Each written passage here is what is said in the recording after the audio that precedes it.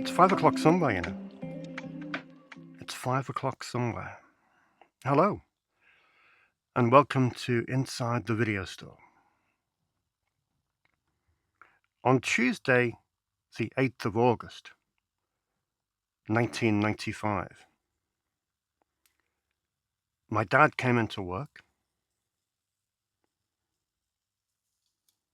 opened the door. A man was waiting outside.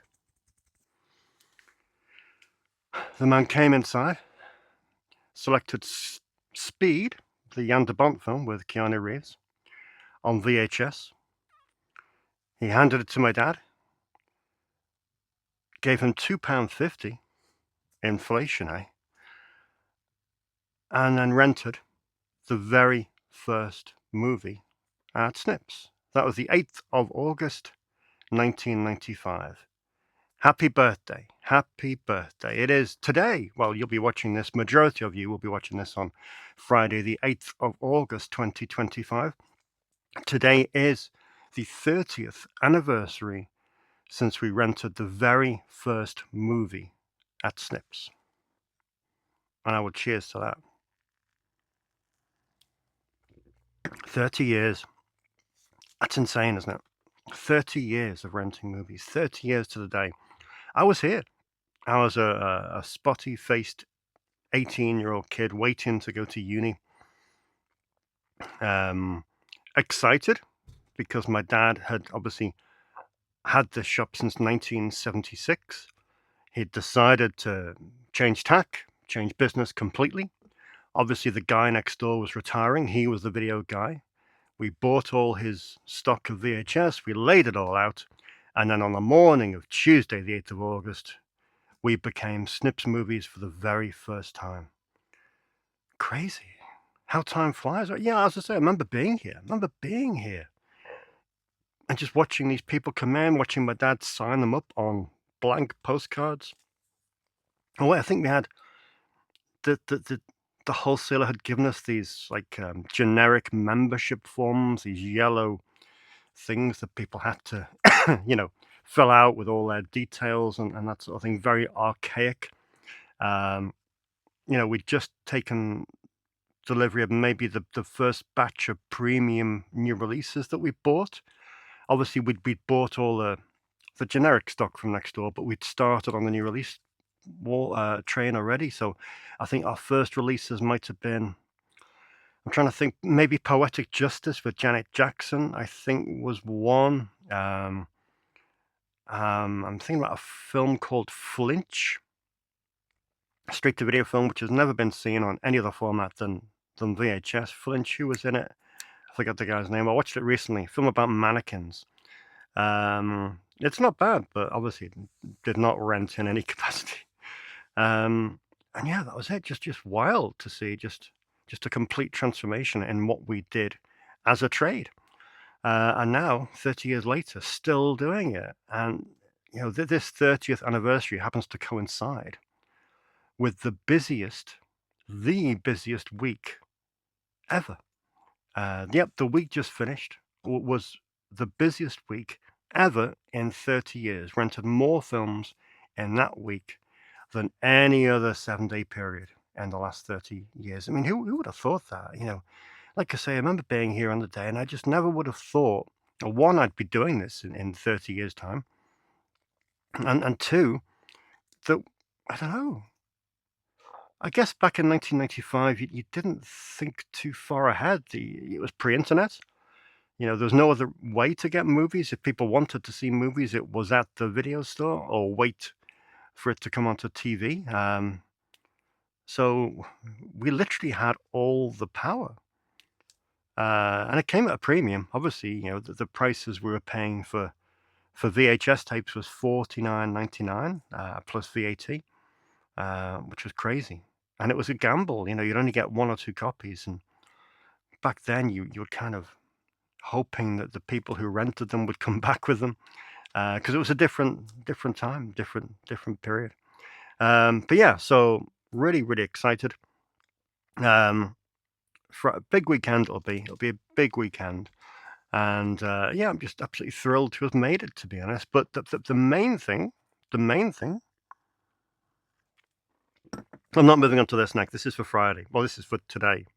I'm going to share that with a few customers and get them drunk. Now the big thing is the competition. I thought to myself, well, we're going to mark this 30th anniversary somehow with some kind of giveaway. I'm trying to think. I mean, what can it do? It's got to be something memorable. So I thought, right, let's go all in. So here we have a voucher which entitles you to a year's free rentals. So you can rent as many movies as you want for a whole year for absolutely nothing. Any format. Blu-ray, DVD, 4K UHD, even VHS if you want. That is a year's free rentals. Right there. Obviously, to enter, you could do it being local, really. And it is just a simple case of comment, like, or share. Preferably share if you can, because, sharing is caring. And that is the big giveaway, which I'm excited about. I mean, it's so cool. I mean, customers that over the last few years have given so much in terms of time and energy into coming here. It's only right that I should give something back.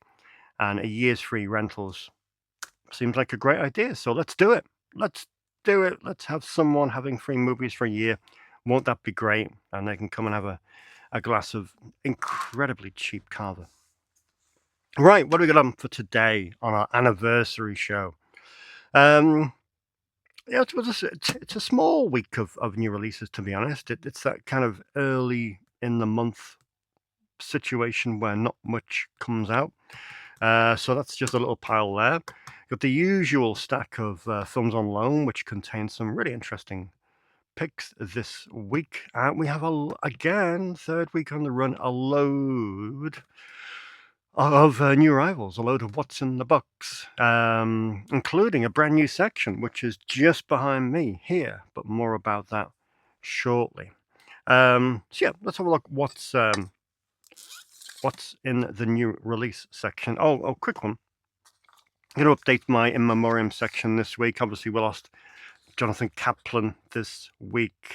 Great director, some really brilliant movies. Obviously, perhaps most well known for The Accused with Jodie Foster, but there's other good stuff there. White Line Fever, Truck Turner, Bad Girls, Broke Down Palace. So I'm just going to do a little freshen up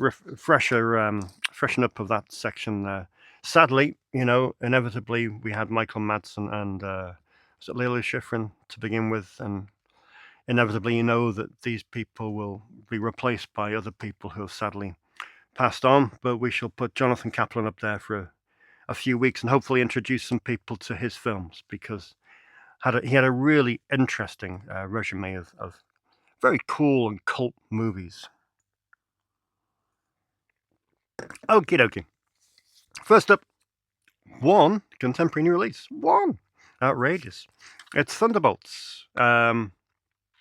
Yeah, people seem to like this. The consensus online is amongst the comic book crew. So yeah, this seems like one of the more reputable comic book movies of recent times. So yeah, this is Thunderbolts, out this week on Blu-ray and DVD. Straight onto the boutique releases, and yeah, it's a question that's been on our lips for many, many years. I Am Frigid. Why? It's the latest addition to 88 Films French collection, which has been building nicely. What are we up to now?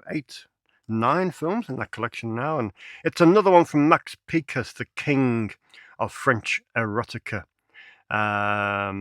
Is this a sequel to I Am a Nymphomaniac? Who knows? But yeah, this is I Am Frigid.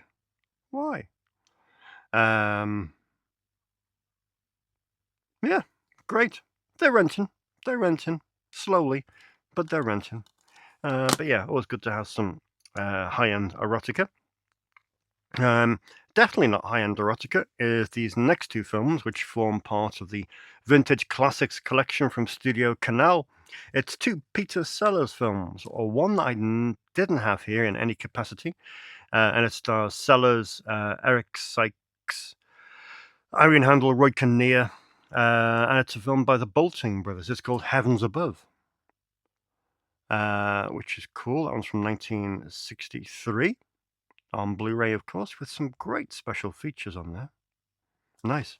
And secondly, one I did have on DVD. Again, it's Sellers with Lionel Jeffries, Beryl Reid.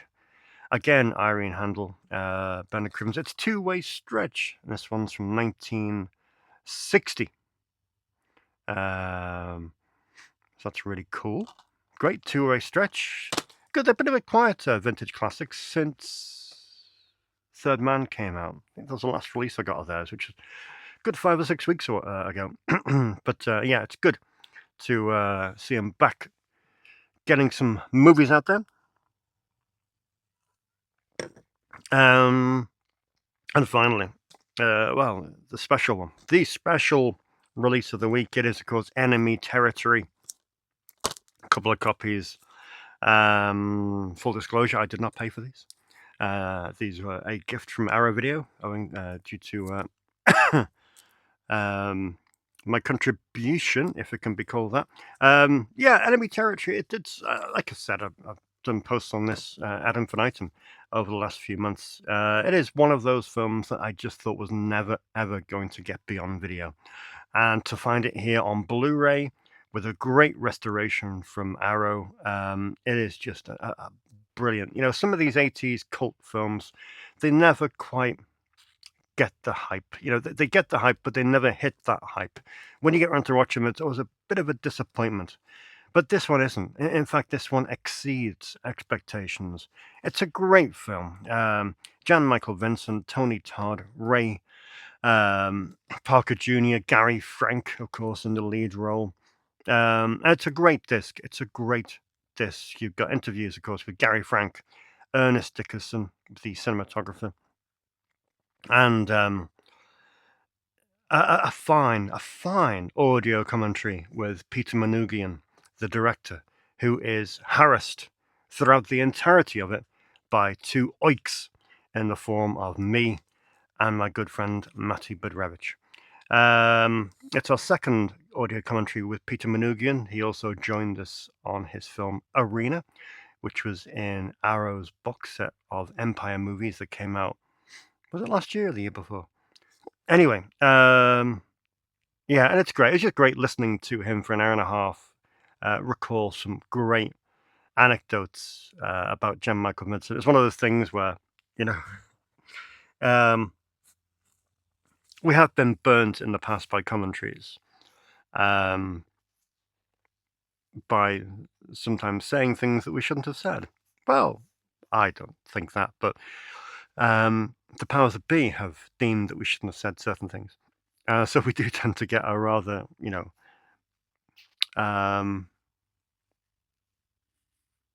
direct reminder from our producer to say, you know, please remember, gentlemen, that you know, please do not say anything that could be considered inflammatory.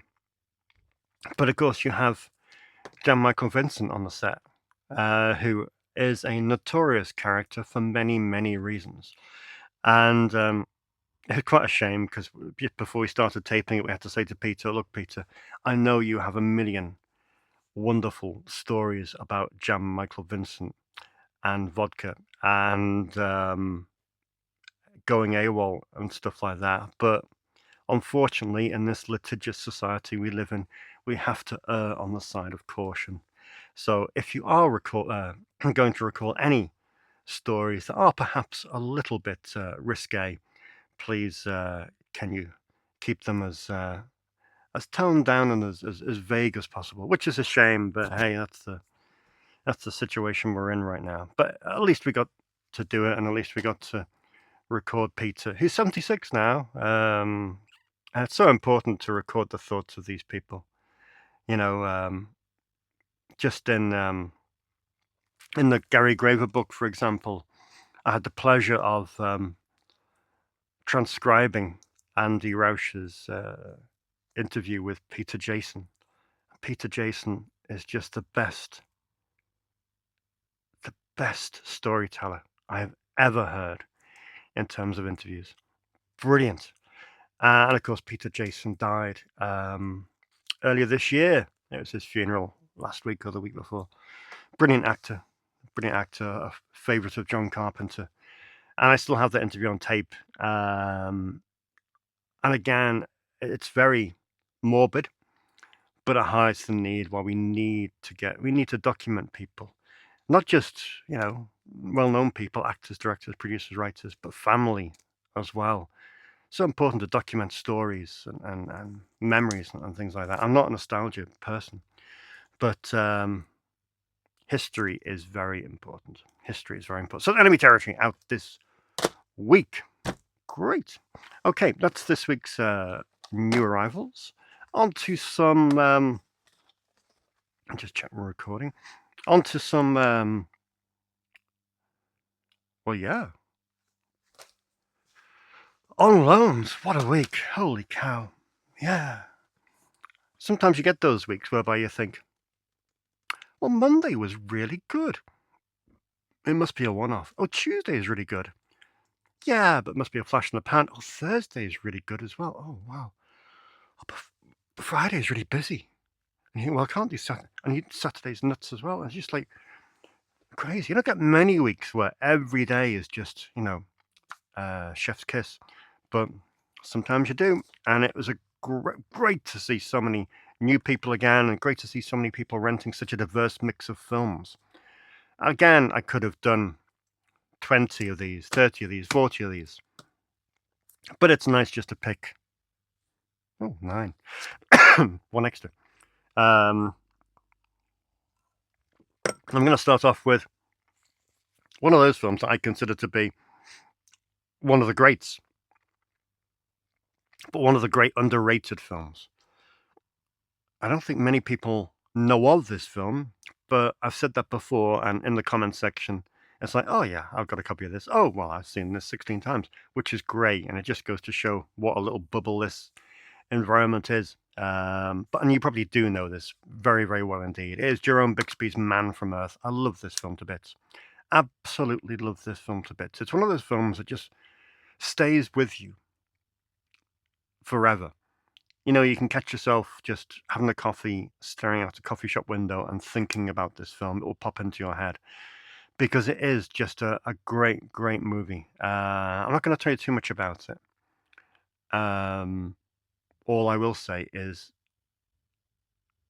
if you watch it with someone or if you share it with someone, it will provoke so much conversation. It's great. Great film. Jerome Bixby's Man from Earth. Great to see the house films renting out. House films haven't been out for ages. And it's one of those great Arrow box sets, in my opinion. I love the artwork. I love the way it's been put together. I love the special features. But it didn't really shift here for some reason. It tended to arrive, and I don't know. Maybe the house movies are a little bit like the Howling movies, and the great franchise, but no one really feels the inclination to go back to them, which is a shame, because aside from number 2, which is a terrible, terrible film, they're great. And thankfully, number 2 didn't rent out, but separately, House 1 rented out and House 3 rented out, which is cool. House 1 I love to bits, and House 3, even though it wasn't intended to be a house film, kind of retrofitted, it does fit eventually. But yeah, that's great. House 1 and House 3. Good to see these renting out. They deserve it. Another film that deserves to go out, and I've mentioned this probably 2 or 3 times over the last 70 whatever episodes, is David Mamet's Red Belt. I know Brian Sauer is a big fan of this film, and Elric Kane, and there is a small but well-represented group of people who really do love this film to bits. And it's brilliant. It's full of Mamet's dialogue, but it's in a strange scenario. Not a scenario that would not a natural environment to David Mamet's words. But that's the good thing about it. It goes to show Mamet's versatility in that respect. It's a good film. Got a great commentary on there by David Mamet. Brilliant film, as always. His wife, Rebecca Pidgeon, is in it. Tim Allen is in it. And it's bearable. Randy Couture, Ricky Jay with his cards. Joe Mantegna, Emily Mortimer, David Paymer. Great. Chiwetel Ejiofor, of course, is the lead. It's a great film. That's a red belt. That really should go on your list, on your watch list. Spinal Tap 2, of course, has been making the rounds this week, so typically a little bit of a resurgence in Christopher Guest films, and what better way than A Mighty Wind, which is so much fun, isn't it? Mighty Wind, what a great film it is. So funny, and those songs will just circle around your brain for months on end. And you will like that. You will like it. Damn it. But it's good. Mighty Wind, Christopher Guest. Brilliant. Good to see that going out on loan. Similarly with this one, another film. If I had to pick a theme this week, it would be films that I haven't rented in quite some time. And White of the Eye is one of them. This went out to Kat, who recently saw Performance. Absolutely loved it. So she thought, right, what's next? Let's stick with Donald Cammell. I love this film. It's great. It's just, you got a score by Nick Mason. Kathy Moriarty is in it, who I think was a really underrated actress. David Keith is in it. Yeah, it's a great film. Great film. When was this? 86. Yeah. Brilliant. And it's a great addition from Arrow. It really is. The special features on this are stunning. And it's got a feature-length documentary on Donald Cammell as well, which is well worth a look. Interviews with Nick Rogue, Mick Jagger, Kenneth Anger, James Fox. Brilliant.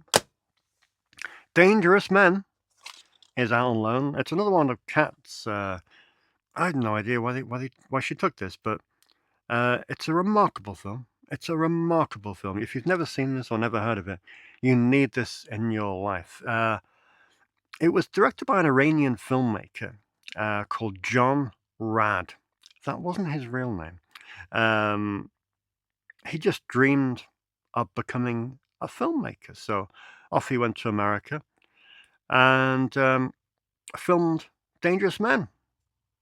Only thing was, it took him 26 years to do it. And you can tell it's quite something. It's quite something.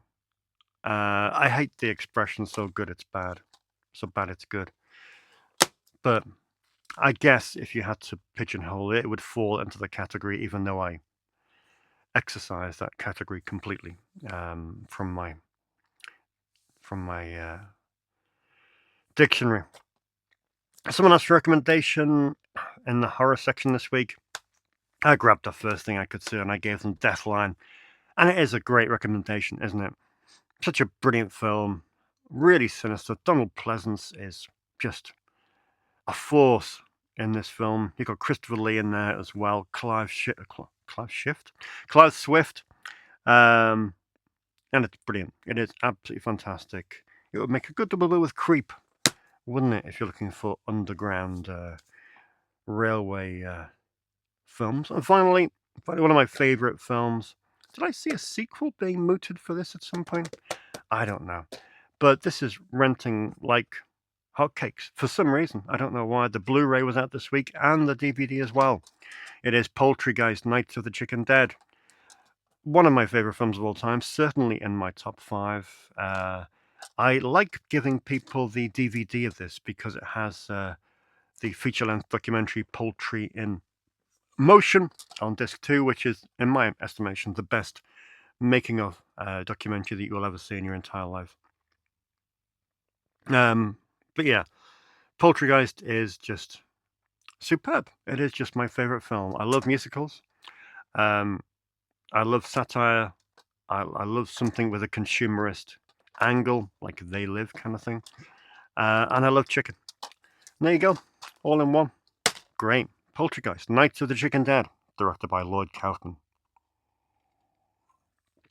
Okie dokie. So that's this week's a selection of this week's films I've been renting out.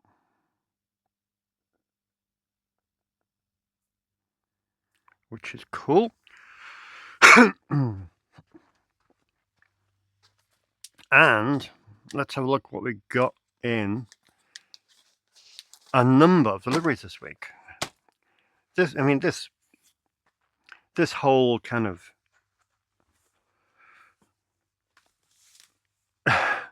selection this week perhaps just epitomizes this place, because it is the most whacked out, insane collection of films I think I've ever got in any given week. Crazy. Yeah. Absolutely crazy. Well, I mean, let's just get through them. I have a delivery of mock Polonia films. So let's start at the bottom. And I mean that in the nicest possible way, because Mark Polonia will happily agree that his films are on the bottom rung of the ladder. They are low budget of low budget of low budget. But they have great sleeves. They have great covers. And we have such a strong Mark Polonia section above my head with about 20 of his films. And so I haven't bought any in a year. So typically he's gone and made 10 films, as you do. And it's a great selection. It's just a great selection of whacked out, nutty films. First up, Jurassic Exorcist. That is Jurassic Exorcist. A reluctant priest is sent back into time to perform an exorcism on an evil dinosaur. These things happen. Have you seen it before? Of course you haven't. It's written, of course, by John Oak Dalton, who is a good friend of mine. He's going to come round. I love things like this. Just the little differences between here and America. Yeah, John came over last year. It wasn't last year or the year before. With his wife. His wife works at university in the Midwest, and she was doing a Jane Austen tour for American students of, Jane Austen themed areas around, the South, wherever Jane Austen did stuff. You can tell I'm a fan. Seeing all the sights and all that kind of thing. And John said, "Hey, we got some downtime on Wednesday, and you're off on Wednesday. Why don't I come around?" John, you're in London. I'm near Liverpool. That's like the other end of the earth. And he's like, "Well, you Brits are just weird." It's like, I travel the distance from London to Liverpool to work in a day, there and back. That's like nothing. I don't, yeah. And it's weird, isn't it? We have no comprehension about the size, the sheer scale of America, because Americans are just like, "Oh yeah, I'll pop around." Anyway, unfortunately, something came up. We didn't get a chance to go out for lunch. But he's threatening to do it later on this year, I think, or is it early next year? But it'd be great to see him, because he's written some really cool films, and he's cast me in several cool films, which is great. But yeah, that is Jurassic Exorcist. We have The Stalking. I do love a scarecrow horror. Yeah, The Stalking, great scarecrow horror from Mark Polonia. We have Camp Murder, which is not Camp Blood in any capacity. All right, does seem a little bit similar to Camp Blood, because it's about a guy who gets out of a mental institution, goes on a killing spree, and happens to wear a clown mask. But it's not Camp Blood, all right? The Final Possession, inspired by movies like The Omen and The Exorcist. Repeated twice. Got the same paragraph repeated twice. Isn't that weird? But yeah, it is a exorcism-themed film on 480p as well. 480p. That's the quality that we like. Now, this is the weird one. This is the ringer amongst this lot of films. The Girl Who Wore Yellow Lace. Mark Polonia has done a giallo. Mark Polonia has done a giallo. That's just weird. That's just weird. Lynn Lowry is in it. That's so odd. Why is it? Anyway, desperate to see that because, yeah. Back to normal though. We have Mummy Shark. Yeah. Deep within an ancient Egyptian pyramid, a shocking discovery is made: the mummified remains of an alien shark. We have Virus Shark. Yeah, seemingly inspired by the COVID pandemic. Yeah.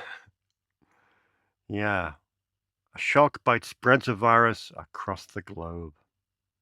These things happen. We have Four Nights in Fear Forest. About a rundown haunted attraction. Looks pretty cool, actually. And we have Frankenstein's Bride, Vampire, Werewolf, and Mummy involved in this. And finally, on Blu-ray, no less, we have Cocaine Werewolf. Cocaine Werewolf. Amazing. Brilliant. Cult film master Mark Polonia, with nearly 100 film credits on his resume, delivers quite possibly his most entertaining venture to date. With a gothic industrial rock soundtrack, it perfectly sets the mood for one wild and crazy howling at the moon. Yeah, so they're my Polonias, my new Polonias. They will slot in above my head, and they will maybe gather dust for the next couple of decades, but I love them. I love them to bits. And there's a director's commentary on every one of those. How cool is that? Okay, moving on. A few imports from America today.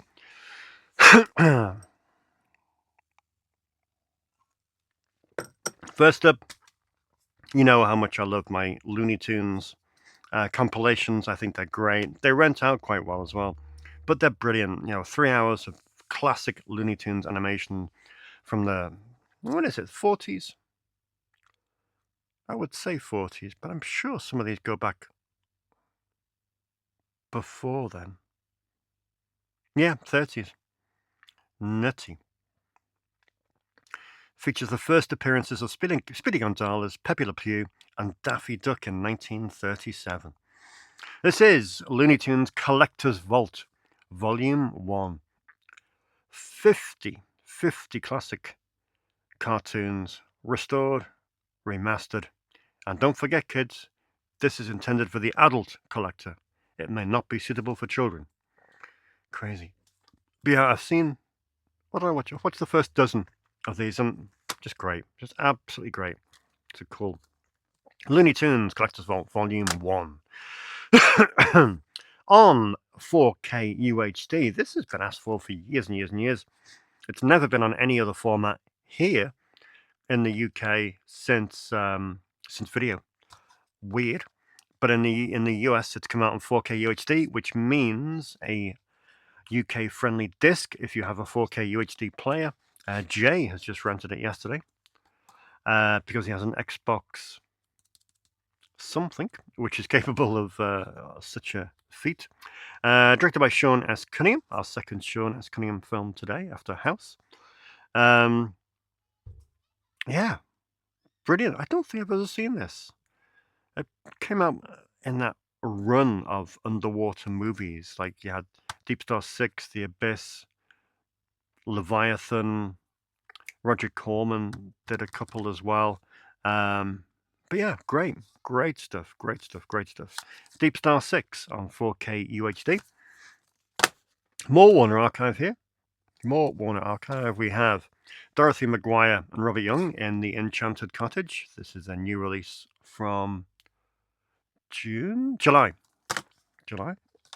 We have Mystery Street, a great noir directed by John Sturges with Ricardo Montalbano.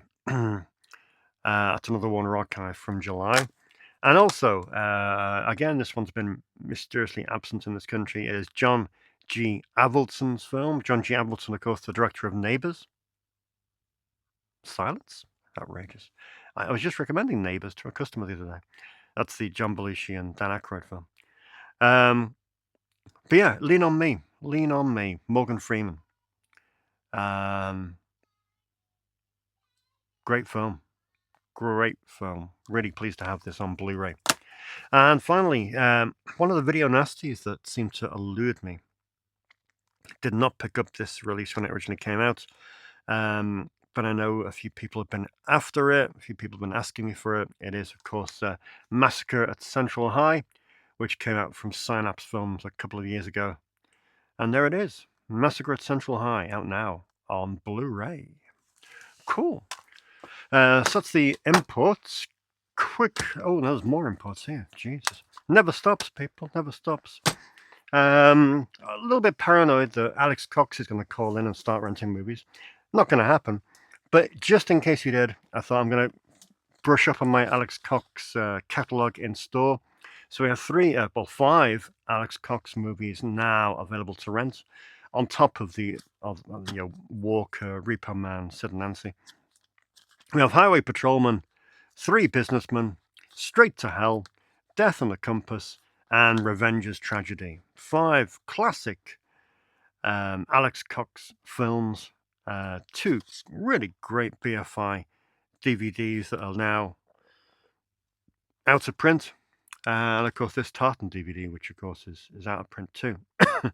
So yeah, I'm sure the BFI will put something together in a nice little tidy Blu-ray box set for Alex Cox. I'm sure of it. But just in case they don't, I thought I'd best pick those up to have them. More imports. This time from one from Germany, which is a Roger Corman production.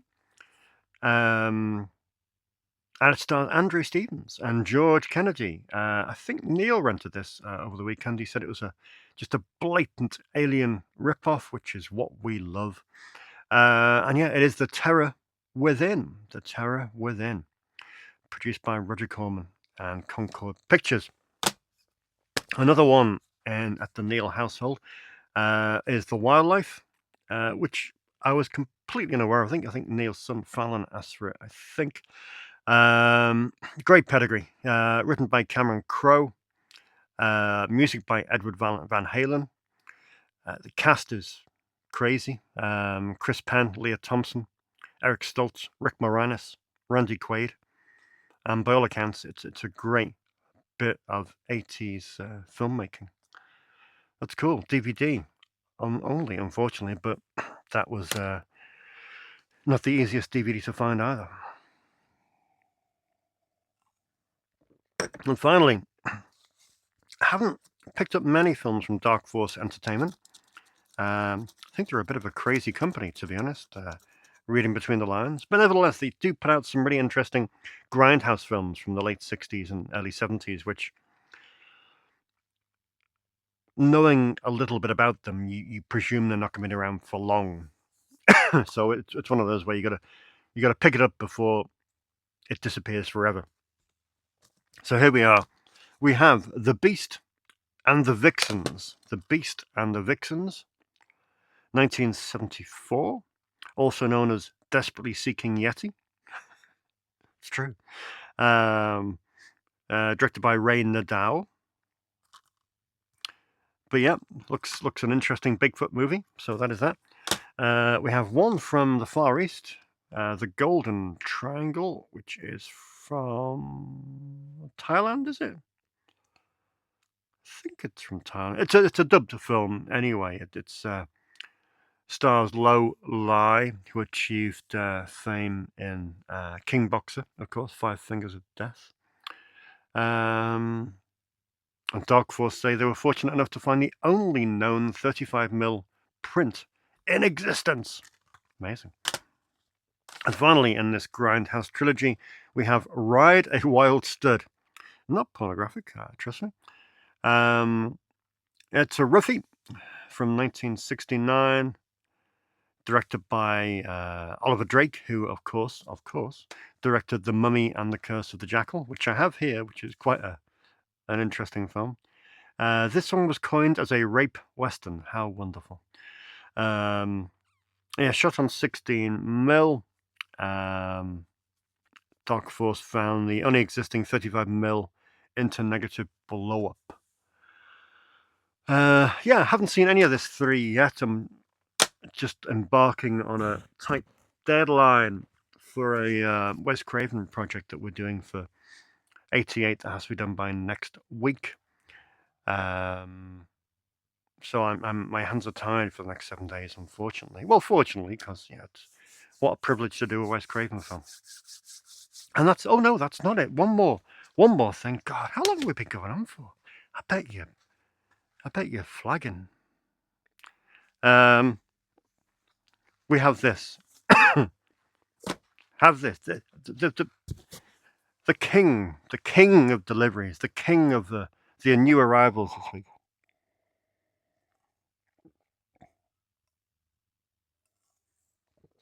The king of new arrivals. We have, now I ordered this. I don't get upset by these things, to be honest, but other people do. They get really upset. I ordered this on March the 3rd. March the 3rd feels like 5 years ago. But, my pre-orders, I've got 5 pre-orders with Television at the moment, and they've been having all kinds of difficulties shipping stuff for some reason, getting faulty stuff manufactured and having to go back to manufacturers and things like that. This was ordered on March the 3rd via Cold Run Films, and for some reason it's taken an eon to make it. There's been no communication from Cold Run apart from, nearly there, which a lot of people don't like so much. I mean, that's the contrast with Television in that you do get people like Brad Henderson going on the forum saying, well, this is the reason why this is happening, this is the reason why that hasn't shipped, and this is the reason for this. And people like that transparency, and I can understand that. I understand that transparency. I understand the admiration for it. It's good. You don't need to do that, but it's good for business. But then again, people are going to buy this stuff anyway, aren't they? But yeah, this was an instant pre-order. And it's finally here in August. It looks great. It looks absolutely great. It is, of course, Lamberto Bava's Brivido Giallo box set. Brilliant. Absolutely brilliant.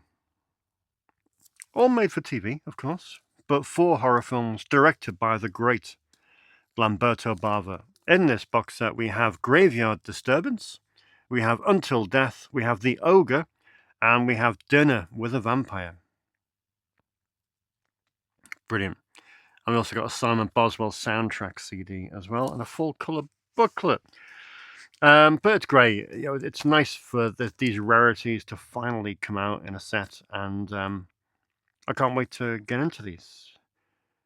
Because we got another Lamberto Bava TV movie set a few weeks back from Severin, didn't we? Which was great, and now this one is very cool indeed, region free as well. So that's Brivido Giallo, 4 horror films by Lamberto Bava. Excellent, very cool indeed. Right, I think we're nearly done. Oh no, we're not really done at all. I haven't shown you the big section. The big section. Right, what we're going to do, I'm going to go over here and sort of shout things out to you. And then I'll insert a little panning shot across this section so you know what it looks like.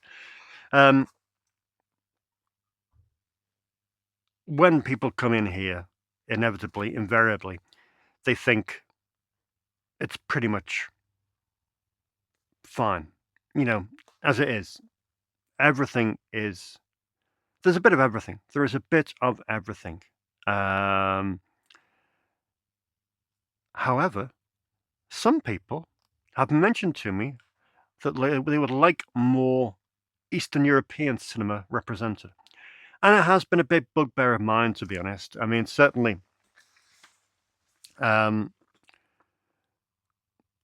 the last few years, there's been a real demand for for some good Czech cinema, for some good Slavic cinema, for some good Hungarian cinema.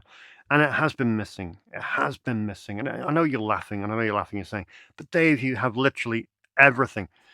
But still, you can do better. You can always do better. You can always find films that aren't represented. And I said it on Instagram and or Facebook, and I know it makes people cringe. But we are living in an increasingly intolerant society. Xenophobia is rife. We seem to hate foreigners, just all tarred with the same brush, and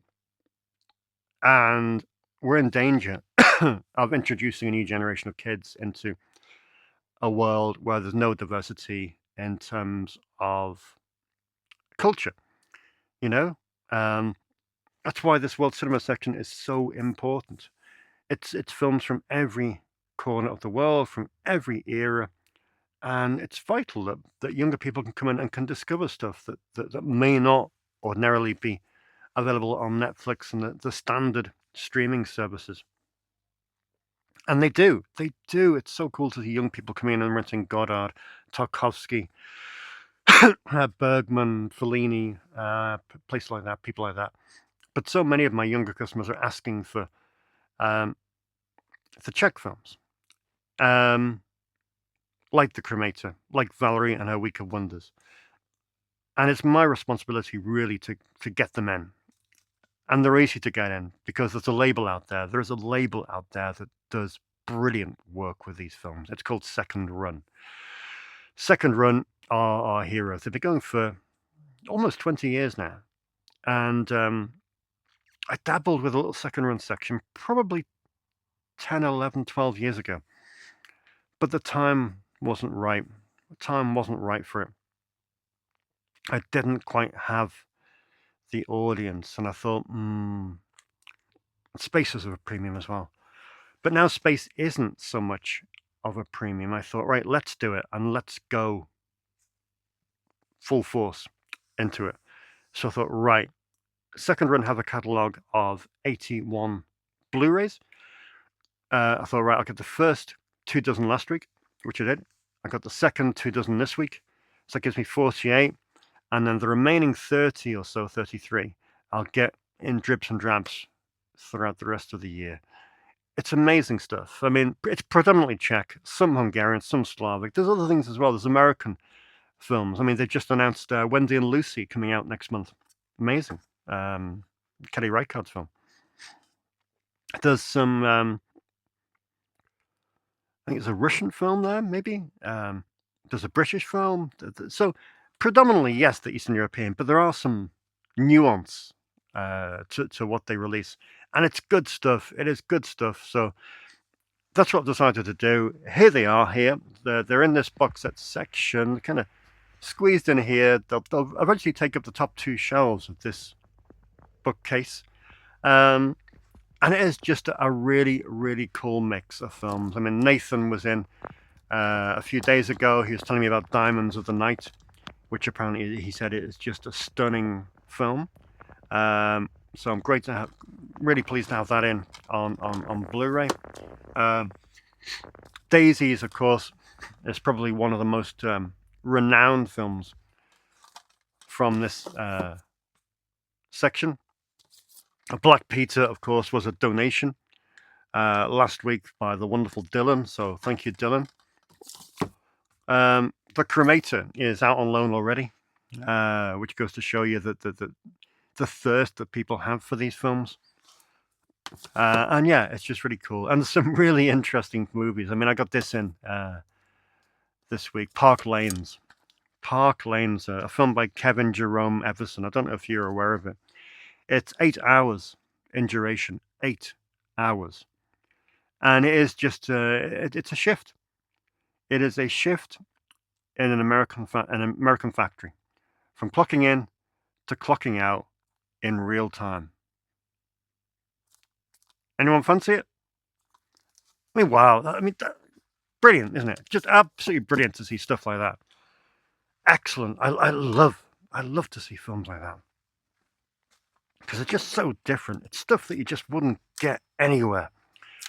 And so to give people the opportunity to rent a film like that. I should bring my Blu-ray player in and put it on at 10 o'clock in the morning when I clock in, and just play it in tandem, their shift to my shift.